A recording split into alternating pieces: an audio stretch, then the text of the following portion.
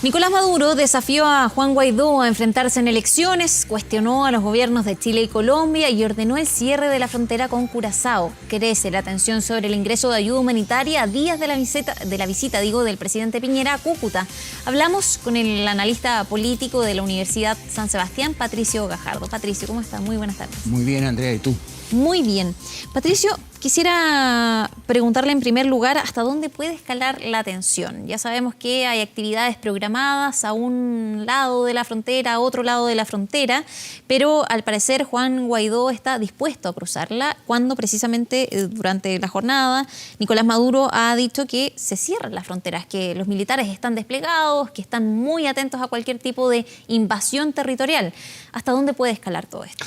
A ver, yo creo que hay dos escenarios posibles. Uno, que efectivamente Juan Guaidó y la oposición venezolana entre con la ayuda humanitaria, se haga una estrategia logística que no me cabe la menor duda, que lo están trabajando hace bastante tiempo. De hecho, está 3 lugares de acopio, que es Cúcuta, Roraima y Curazao. Pero hay otro cuarto lugar que no se ha señalado por razones estratégicas. Entonces, una cosa es que Guaidó asume sí o sí va a entrar la ayuda humanitaria. Eso tiene un componente político. ¿Cuál? ¿Qué pasa con las Fuerzas Armadas? Entonces, ahí es donde entramos en el área de incertidumbre. Las Fuerzas Armadas, según las declaraciones del propio ministro de Defensa, Vladimir Padrino, respondiendo al discurso que dio Donald Trump en Miami a la comunidad venezolana, que fue un discurso sumamente potente. Ahí hay muchas cosas que analizar en ese discurso. Sí. Porque no solamente incluyó a Venezuela, incluyó a Nicaragua, incluyó a Cuba, o sea, como que había una etapa de término. Bueno, ¿qué cosa? Vladimir Padrino señaló que se mantenía fiel a la Constitución, es decir, a Maduro. Y ellos entendían que la soberanía, en el momento que la soberanía fuera amenazada, ellos iban a responder y por lo tanto correspondía mantenerse firme. Si uno examina, efectivamente, la clave aquí está qué va a pasar con las Fuerzas Armadas. Sí, efectivamente van a actuar. Ahora, Guaidó y la oposición han estado denostando y de hecho demostrando de que su interés es hacer una movilización social que incorpore la ayuda humanitaria, más que penetren en Venezuela agentes extranjeros. La idea es que la ciudadanía ingrese y por lo tanto no haya ninguna invasión para justamente propender a que los militares no se sumen a una acción violenta. Recordemos que Guaidó, la apuesta es claramente a que esto es una opción ciudadana, civil, más allá de las luchas ideológicas de los distintos partidos de oposición, es una movilización ciudadana frente a una crisis humanitaria y que tiene 3 pasos, que es justamente la transición, el llamado a elecciones libres, ¿no? Y la modificación y la generación de las condiciones para esas elecciones libres. Pero todo indica que Nicolás Maduro no va a permitir que todo esto ocurra, al menos en los términos de Juan Guaidó. O sea, si tú me preguntas qué es lo que pienso, yo pienso que Maduro, a él lo que más le interesa es justamente una acción violenta.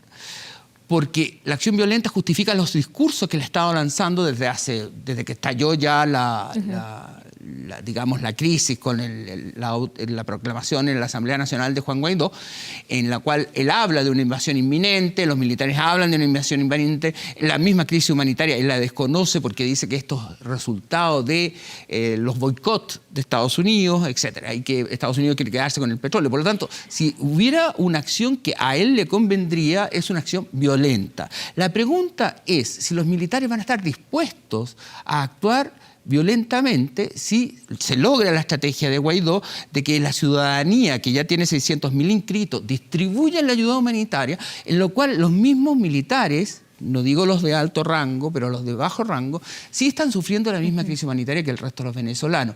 Por lo tanto, si logra penetrar la ayuda humanitaria sin que eso se advierta como una invasión, sino como una respuesta ciudadana a ese fenómeno, yo creo que sería el gran éxito de Guaidó.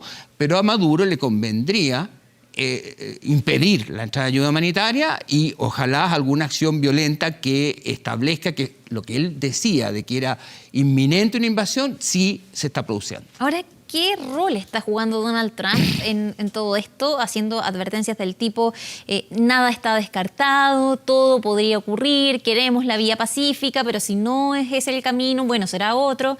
¿Qué rol está jugando? Pero además, ¿cómo se instala dentro de la región, de América? Sí.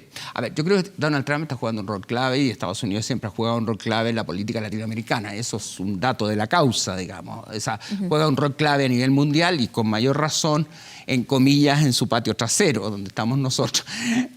Uno es el tema de Donald Trump, pero acá yo diría que el gran éxito de la oposición venezolana y de la figura de Juan Guaidó, que ha sido realmente sorprendente su liderazgo, es la capacidad que ha tenido de conectar no solamente con el tema de Estados Unidos, sino con la comunidad mundial en términos generales. Es destacable el Grupo de Lima, que abarca casi todos los países latinoamericanos, incluyendo Canadá, la Unión Europea, que en general tiende a ser compleja para tomar decisiones de política exterior, se ha ido unificando, porque Italia al principio no se sumó, pero después sumó ayuda.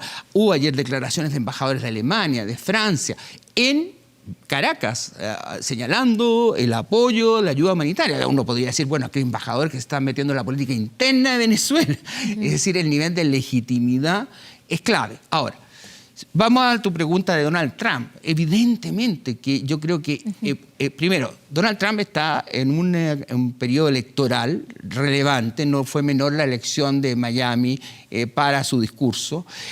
Plantea por primera vez, yo te diría, una lógica que es coherente con el discurso que dio al Estado de la Unión, que Estados Unidos nunca será socialista. Y eso es más de política interna norteamericana más que de política externa. Pero yo creo que la apuesta de Trump es claramente que aquí se produzca como la caída del muro latinoamericano, es decir, Venezuela, Nicaragua y Cuba.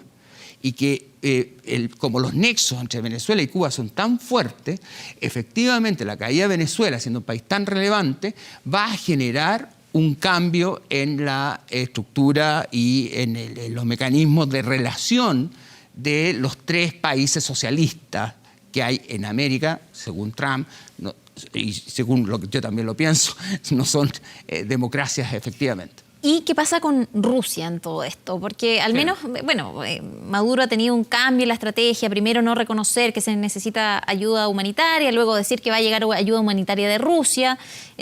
Y todo esto en medio también de una tensión entre Estados Unidos y Rusia, que también parece ir escalando con una serie de mensajes. Hoy día revisábamos la información o el discurso de Vladimir Putin, que se pregunta, muy fuerte, que se pregunta, ¿saben los norteamericanos cuántas armas tiene Rusia? Entonces, de hecho, tiene más misiles Rusia que Estados Unidos. Exacto. Entonces, la pregunta es, ¿podría intervenir en este tema o es completamente secundario, tomando en cuenta que ellos ya tienen un tema propio, digo, Estados Unidos y Rusia? A ver, yo creo que siendo bien realista en un análisis geopolítico, Rusia le preocupa primero el tema financiero, porque está endeudado con Venezuela y la crisis económica en Venezuela es tan fuerte que la caída de Maduro podría suponer de que muchos acuerdos que se firmaron, como no cumplieron con el paso por la Asamblea Nacional los pudiera declarar nulo y por lo tanto no estuviera dispuesto a pagarle a Rusia. Ahora, Juan Guaidó ha señalado un discurso específico hacia Rusia y hacia China también, en el sentido de que ellos están dispuestos a asumir el desarrollo económico y el plan país de todas las reformas necesarias para asumir los compromisos de deuda también. Ahora, si a mí me preguntan efectivamente si Rusia se va a comprometer, yo no veo que sea viable. Rusia sí tiene un rol muy relevante y lo ha tenido en Siria, en lo que es toda la zona Europa Oriental, en toda la zona del Medio Oriente, con los tratados de Irán, etc. Es decir, Rusia asume que de alguna manera la capacidad militar efectiva de involucrarse en una situación que esperemos que no se produzca de conflicto en la región, difícilmente intervendría. Ahora, lo que sí marca, y por eso es muy interesante tu análisis, el discurso, es que Vladimir Putin, no te olvides que la famosa frase que dijo cuando cayó la Unión Soviética, que ha sido el peor desastre geopolítico del siglo XX. Entonces, él quiere como señalar que Rusia está presente. Ahora, pero yo creo que es más una presencia virtual que real. Porque en Venezuela la operatividad, la capacidad que tiene Rusia para la intervención y un compromiso en un área que es casi zona de influencia norteamericana, es muy difícil sostener, y no creo que los niveles de compromiso con un régimen, con el nivel de corrupción, con el nivel de gasto, con el nivel de crisis interna que está viviendo el régimen de Maduro, sea capaz de soportar o sea, que Rusia se involucre efectivamente en una situación de conflicto, incluyendo la hipótesis de una invasión, ¿ah? Que tampoco es la hipótesis que apoya el Grupo de Lima, que apoya Chile, que apoya la Unión Europea. Patricio, volvamos un poco a los temas todavía más regionales, o más nacionales, digamos. La creación de Prosur que se ha anunciado. Sí. Bueno, el presidente ya ha explicado porque a él le parece que UNASUR ya no tiene más futuro, pero viene esta discusión del real valor de crear un nuevo bloque cuando ya hay otros que también podrían potenciarse, por ejemplo, el mismo Grupo de Lima, Alianza del Pacífico, el aporte que podría hacer Prosur en este sentido. Y si efectivamente, porque hay muchos que ya tienen sospechas de que va a ser un nuevo grupo ideologizado. Entonces, que fue lo que se acusó a la UNASUR. A UNASUR. Sí. Entonces, si efectivamente podría estar libre de esto cuando ya nace con bastantes prejuicios. A ver, yo creo que el escenario internacional está cambiando, y está cambiando radicalmente, y no solamente en América Latina, sino que en el sistema internacional en su conjunto.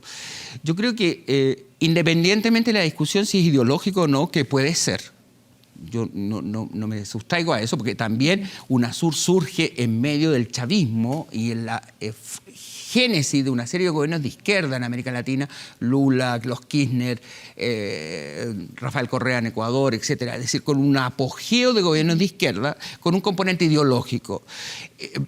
Ahora, si hay un componente ideológico, es algo que se puede discutir. Ahora, según lo que señaló el propio presidente Piñera, los dos requisitos que deberían tener los países para incorporarse al Prosur son básicamente digamos, tener una democracia, tener un Estado de Derecho y respetar los derechos humanos.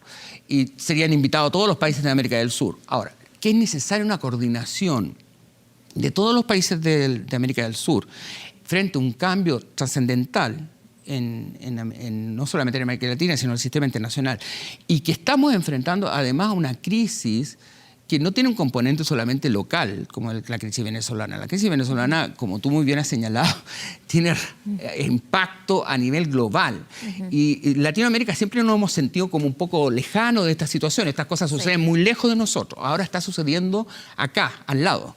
O sea, en el peor de los escenarios, que hubiera una situación violenta en Venezuela, eso nos va a afectar y va a afectar a todos los países de la región. Ya la migración, que según Naciones Unidas son más de 3 millones de personas, evidentemente que está teniendo un impacto social, cultural, en todos los países, económico, cómo enfrentar y cómo resolver incluso esa situación humanitaria que significa la migración, si no se coordinan los países. Por lo tanto, yo creo que antes de colocar antelaciones, yo creo que sí es necesario, porque los bloques, básicamente, por ejemplo, la Alianza del Pacífico y Mercosur, son bloques muy orientados a lo económico. Sí. Pero falta un bloque orientado a lo político, que no tiene que ser necesariamente que sean gobiernos todos de derecha o todos de izquierda, que expresen su diversidad, pero yo creo que sería interesante un mecanismo flexible, fluido y sin tanta estructura burocrática que permita la coordinación frente a situaciones de emergencia que son efectivas y reales. Hablando del impacto que podría tener lo que ocurra en Venezuela, sea lo que sea, sí. Respecto de la oportunidad que ha elegido el presidente para viajar a la frontera, a Cúcuta, particularmente el día viernes, o a participar de las tareas de ayuda humanitaria, ¿es necesario que un presidente, independiente que sea el presidente de Chile, vaya, efectivamente es un gesto poderoso, importante, que vaya a acompañar a Juan Guaidó en todo esto? Yo te diría que sí. Y te diría que sí porque responde, primero, el presidente de la República es el que maneja la política exterior. Yo sé que ha habido críticas sobre que la oposición no ha estado considerada, que se abandona una política de Estado, pero efectivamente hay que reconocer que el ejercicio de la política exterior y las decisiones de política exterior las toma el presidente de la República. El presidente de la República ha sido consecuente con su postura frente a Venezuela. No es que ahora, de repente, y ahí me hubiera parecido totalmente inoportuno, frente a esta situación internacional y que el 23 de febrero todo el mundo va a estar preocupado de lo que va a estar pasando en Venezuela, entonces aprovechemos la situación. Él ha estado en Venezuela en reiterada oportunidades, ha tenido una postura muy decidida, muy clara de apoyo a la oposición, fue a visitar a Leopoldo López, de Voluntad Popular, estaba preso en la cárcel de Ramo Verde, digamos, en Caracas. Entonces, yo creo que la política exterior no solamente se sustenta en el derecho internacional, sino que en acciones concretas que a qué apuntan, a ejercer presión. Esta situación es un gallito, Andrea. Entonces, por lo tanto, acá la presión viene de las dos partes. El discurso de Donald Trump, ahora el Grupo de Lima, pero no solamente que se queden los discursos, sino que los presidentes más comprometidos. Yo estoy seguro que si Argentina no hubiera estado con la crisis interna, Macri también habría ido, o un Bolsonaro no hubiera estado como recién restableciéndose o recién incorporándose después del atentado, a lo mejor también habría tenido una presencia más fuerte, pero hasta ahora, efectivamente, Sebastián Piñera y Iván Duque, el presidente de Colombia, son los que han asumido el liderazgo del Grupo de Lima. Considero que es absolutamente consecuente, coherente y que ejerce presión. Y que eso es parte de la política internacional, más en una política internacional que no es solamente económica ni solamente jurídica, sino tiene cada vez más componentes políticos. Hay como un retorno de la política a la política internacional. Hubo un periodo que todo era o militar, defensivo, o la década de los 90, los principios de los 2000, que todo era como económico. Ahora volvemos a la política. Y ahí vuelvo a insistirte en la necesidad tanto de la asistencia de Piñera, que creo que es coherente con lo que ha sido una conducta tradicional de él como líder de la región, y asume un liderazgo importante que creo que tiene que hacerlo, sí. Si tuviésemos que ponerle un título, un calificativo al momento de Maduro, hoy, este día miércoles, ¿cuál podría ser? Considerando que hoy llama a Guaidó a enfrentarse en elecciones, que finalmente reconoce que va a recibir ayuda humanitaria, pero de Rusia, que sigue insistiendo en la amenaza de Estados Unidos. ¿En qué momento está Nicolás Maduro? Maduro está en un punto de inflexión. Se va a ver qué va a pasar. Yo creo que vamos a ver las conclusiones. No digo que se vaya a resolver el problema ni que vaya a caer necesariamente Maduro el 23, este próximo sábado, pero sí un punto de inflexión. Porque lo que se está midiendo, aparte, y yo sé que puede parecer muy frío, Andrea, pero lo que se está midiendo, aparte de la ayuda humanitaria, es la lealtad o no lealtad de las Fuerzas Armadas y la capacidad de control de las Fuerzas Armadas y del territorio de Maduro. Hay que recordar que la capacidad de control de las Fuerzas Armadas, el SEBIN, que es la Policía Política Bolivariana, tiene un control absoluto de las Fuerzas Armadas. Los militares han sido... Cada persona es tremendamente vigilada, no solamente la oposición, sino que los militares. La cohesión de las Fuerzas Armadas es una cohesión sustentada en el SEBIN y en la Policía Política. Por lo tanto, lo que va a quedar claro el día 23 es si ese control es efectivo o no es efectivo. Y eso es fundamental para establecer una proyección de futuro de hacia dónde va Maduro. Por lo tanto, está en un momento crítico, en un punto de inflexión. Si él logra controlar la Fuerza Armada, impide que la ayuda humanitaria entre, es un triunfo para Maduro. Si no logra hacerlo y entra la ayuda humanitaria, el control de las Fuerzas Armadas es débil o inexistente. Y por lo tanto, ahí ya la situación puede ser irreversible para que se pueda mantener por mucho tiempo Nicolás Maduro. Patricio, te quiero agradecer la entrevista, el tiempo para abordar este tema. Nos quedó pendiente Theresa May y el Brexit, porque ese es un tremendo problema. Andrea, encantado. Muchísimas gracias. Gracias a ti.